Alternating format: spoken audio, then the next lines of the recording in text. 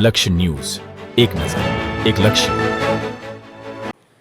સાણંદના ગીબુપુરા અનુસૂચિત જાતિ સમાજે રેલી યોજી ગ્રામ પંચાયત ખાતે સંવિધાન સત્યાગ્રહ હેઠળ ધરણા યોજવામાં આવ્યા.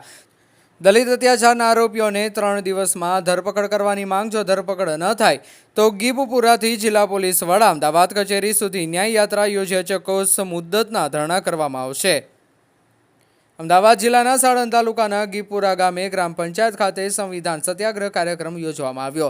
સંવિધાન અધિકાર લડત સમિતિ અને નવસર્જન ટ્રસ્ટના નેજા હેઠળ અંદાજિત 200 ભાઈઓ બહેનોએ ઇન્દિરાનગરથી ગ્રામ પંચાયત સુધી રેલી યોજીને ધરણા યોજ્યા હતા. સંવિધાન સત્યાગ્રહ કાર્યક્રમના અંતે હાજર તમામ ભાઈઓ અને બહેનોએ મુખ્યમંત્રી ગાંધીનગરને સંબોધીને લેખિત આવેદનપત્ર ગીબુપુરા ગ્રામ પંચાયતના તલાટી કમ મંત્રી મારફતે આપ્યું હતું. દલિત અત્યાચારના તમામ આરોપીઓની દિન 3માં ધરપકડ નહીં થાય તો ગીબુપુરાથી જિલ્લા પોલીસ વડા અમદાવાદ ગ્રામ્યની કચેરીએ ન્યાયયાત્રા યોજવાની જાહેરાત કરવામાં આવી. તેમજ જિલ્લા પોલીસ વડાની કચેરીએ ચોક્કસ મુદતના ધરણા કાર્યક્રમ યોજવાની પણ જાહેરાત કરવામાં આવી હતી.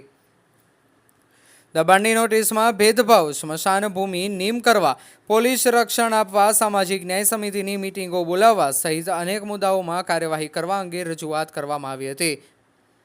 કિરીટભાઈ રાઠોડ, કાંતિભાઈ, મંજુલાબેન, રાજેશ એસ પરમાર સાણંદ તાલુકા પ્રમુખ, દિનેશભાઈ સોલંકી સાલન તાલુકા મહામંત્રી, ભાનુભાઈ પરમાર પ્રદેશ પ્રમુખ ગુજરાત, રામભાઈ મકવાણા વાઇસ પ્રેસિડેન્ટ અમદાવાદ શહેર તથા વસંતભાઈ ગોવિંદભાઈ સોલંકી, જયેશભાઈ સોલંકી અને ગામના આગેવાન તથા આજુબાજુ ગામથી તથા અલગ અલગ સંગઠન દ્વારા સમર્થન આપવામાં આવેલને કાર્યક્રમમાં જોડાયા હતા.